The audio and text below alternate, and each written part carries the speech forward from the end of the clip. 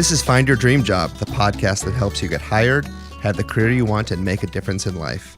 I'm Ben Forstag, Managing Director of MaxList, and I'm sitting here with Mac Pritchard, founder of MaxList, and Jenna Forstrom, our community manager. On this week's bonus episode, we're asking the question, how much politics is too much politics when it comes to our social media presence? So by the time this show airs, we will have hopefully wrapped up the presidential election, hopefully. But elections come every year, and politics are always a hot topic on social media. Now, when we talk to people about cleaning up their online profiles as part of a job search, I often encourage folks to remove overtly political content from their feeds. And this is just to be safe because you want to make sure that you're not rubbing anyone the wrong way, any prospective employers. And actually, we shared this suggestion with folks in our free online course, How to Wow and Woo Employers Online. However, earlier this week, I saw a comment left by one of our course participants, and she wrote, quote, "I do let my politics show, and I've willingly allowed this. I want people to know about me because I believe in this country and what it stands for, and I do this without grandstanding." And I thought this brought up an interesting point because having political beliefs is certainly something that a lot of us have and do and feel, and it's this fine line between sharing who you are as a person and finding your tribe, including perhaps a future employer who belongs to the tribe and thinks like you, and also being pragmatic in your job search. So I wanted to talk to you, Mac, and you, Jenna, about this. How much do you share, whether we're talking politics or any other personal information? Where's that fine line between sharing yourself and going overboard and sharing too much? It's a good question. And I would say of the three of us, I'm probably the least political, but I definitely have my soapboxes that I can get on around homelessness is a big issue here in Portland. And as a homeowner, I can sympathize with other homeowners, but as someone who's involved with like social justice, I also sympathize the other way. And then I also own a pit bull, which kind of goes with the homeless thing. But I feel like I'm constantly fighting with people on Facebook about breedism and stuff like that. But I think it's just a fine line. Like I would get annoyed the same way as like I talk about my pit bull all the time, as my friends that have babies post thousands of photos of their kid. And it's just like, how much are you willing to share? And then when it comes to Facebook specifically, like what your privacy settings are. So like I share photos of, my dog and my goddaughter, and that's fine for my friends, but I don't really want a potential employer to see that. And so just making sure that your privacy settings are set up correctly. But if you're applying for a political role, it kind of makes sense to show where you lie politically. But I don't know, Mac, what are your thoughts? Well, I love politics. I walked my first picket line when I was in 7th grade, protesting a dam project along the Mississippi River, which we successfully stopped. And since then, I've worked for elected officials. I've twice been a delegate from Oregon to national political conventions. I happen to be a Democrat, but my extended family is largely Republican, and it makes for great family dinners. But what unites us is a passion for service and making a difference in our community. And our politics may differ, but our value is the same. And when it comes to social media and politics, I separate my political life from my professional life. I don't work for elected officials anymore. By choice, I'm focusing on different goals now, but I haven't lost my passion for politics or social change. It's what drives that value for change and service to others is what drives MaxList and my other company, Pritchard Communications.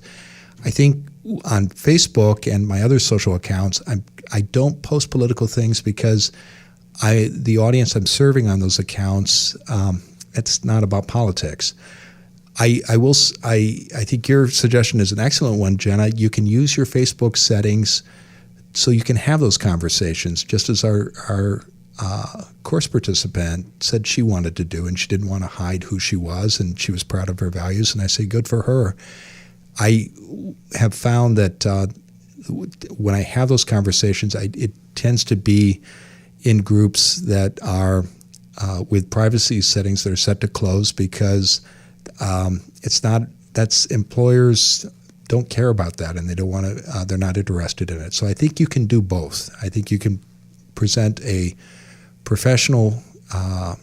You can have a professional reputation or put your best foot forward professionally on LinkedIn and Facebook and other social media accounts. And if you want to have those conversations, and I think you should with others, you can do that in closed groups, or you can adjust your privacy settings so that you're reaching the people who want to engage in those kinds of conversations. So myself, I'm pretty much a moderate. I like politics, but I find myself often not posting a comment or not responding to someone else's post on Facebook because there's this little bug in the back of my head that says, who knows who's going to see this? And especially since I've worked here at MaxList, a lot of my Facebook feed is a mix of personal friends, family, and now business connections, people I've connected there. And so, I try to operate on I want to share who I am as a person. And my political beliefs are certainly part of that. I have some strong feelings about certain issues. But I also practice some pragmatism, right?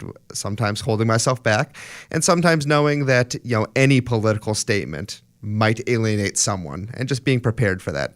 The upshot here, especially if you're a job seeker, is if you have a very strong opinion about something and you post it on Facebook and an employer, a prospective employer, rejects you because of that opinion, it's probably not an opportunity you really wanted anyway. You probably wouldn't have fit into the office culture there.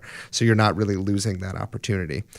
I think what I would tell job seekers is you just don't want to be the crazy uncle at Thanksgiving dinner, right? Right. Yeah, and we all know who I'm talking about. Right. Here. We've all been to that dinner. That's right, where everyone feels uncomfortable, and that exists on both sides of the political spectrum. So again, just practice a little bit of pragmatism, practice a little bit of self-control when you think it's appropriate, but I don't think you need to completely censor yourself because frankly, when you come across people who have social media accounts that seem completely sanitized and just they're this perfect professional being with no personality behind them, it's a little bit disconcerting and it doesn't feel real. Totally agree with that. And I'm like the world's biggest plug for privacy settings on Facebook and social media. So if you ever have any questions, we have an awesome course called How to Wow and Woo Employers, and there's a comment section. So if you want to have a conversation about privacy settings, I would love to chat with you on the comment section of our closed group that's for free at MaxList. Jenna is eagerly awaiting to have a privacy conversation with someone. I just think it's really appropriate, and people don't understand like how pervasive Facebook is. And if you can have the best intentions in the world and like complete strangers can find your profile, and it's a little freaky when you get into it. It's very Big Brother in my head. Yeah. And we're recording this before Election Day. It's the height of the election season. And I had speaking of privacy settings, Jenna, two friends from my high school invited me to join a closed group where they post political cartoons and jokes, and I enjoy it. And they have a certain perspective that I know people at the other end of the spectrum probably wouldn't enjoy, but it allows, it's fun, and I think because the settings are there, you can participate in groups like that.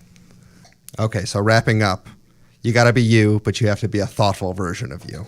That sounds good to me, Ben. And check your language, check your grammar, because people are going to see it, and you want to be the most intelligent you available. Thoughtful and intelligent you. Right. Yeah. And it all goes back to advice I got when I was doing my first public information job in Boston in the 1980s when people, the newspaper was the dominant form of communication. We were told if you don't want to see it on the front page of the Boston Globe, don't say it or put it in writing.